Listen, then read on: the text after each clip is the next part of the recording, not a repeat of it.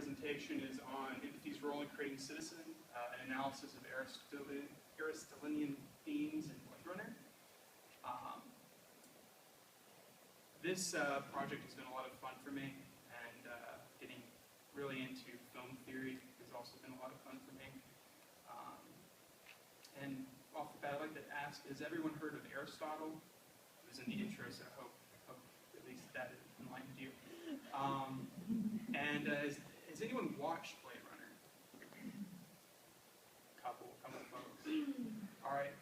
Well, I hope to introduce you to Blade Runner. I'm going to spoil the ending for you a little bit, so but it's a good movie to watch regardless. So I can get started.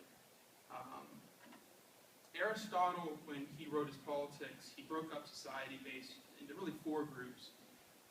But I homed in on 2 of those 4 groups. One is citizens, and the other is slaves. And through the reading and through other scholars' work, you can see that there is one characteristic that is in citizens that is not in a slave, and that is this a natural slave, and that is empathy. People who can look into the eyes of another person and view them as one of their own, as almost like a family member, part of their community. That is something essential for true and proper citizenship.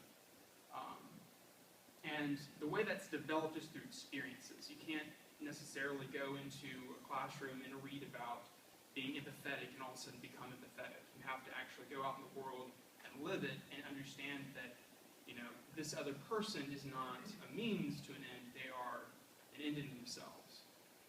And people who have some sort of inability to do that after living life and still view others as a mean, those people Aristotle kind of pushed into a position of natural slavery.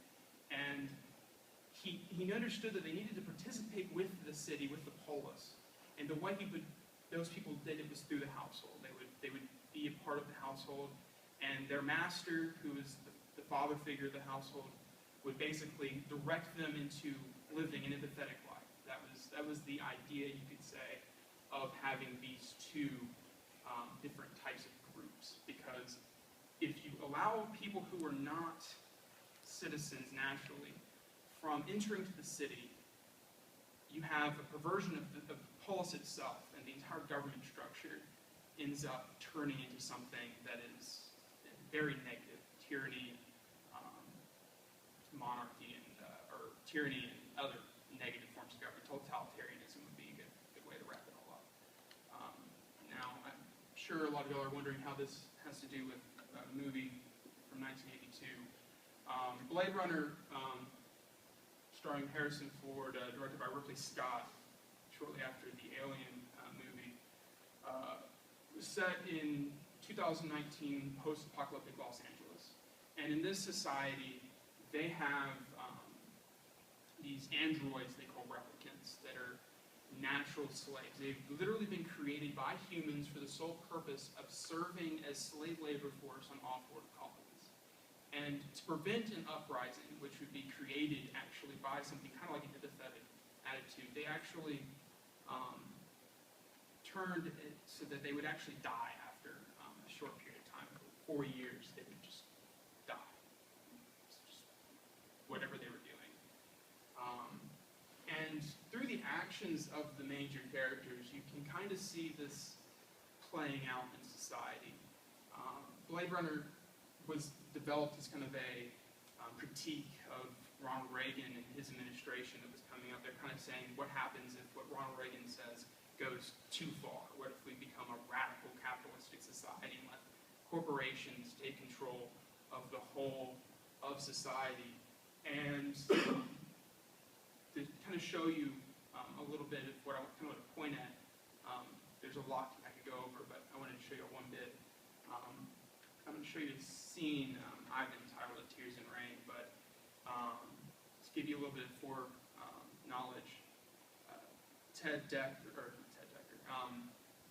the main character, Deckard, he's a Blade Runner, and his job is to hunt down those replicants that come back to Earth. They're not permitted on Earth. And he he has successfully killed 4 or 5 replicants who return to Earth to try to extend their life. That's the reason why they came. They wanted to extend their life and form basically their own community. They didn't want anything to do with humans because every human they'd interacted with treated them like a slave or tried to kill them. So at this point, there's only one left, and he's kind of flipped the tables, and he's now hunting down Blade Runner. And you're going to kind of begin when Harrison Ford's character is truly in the worst possible situation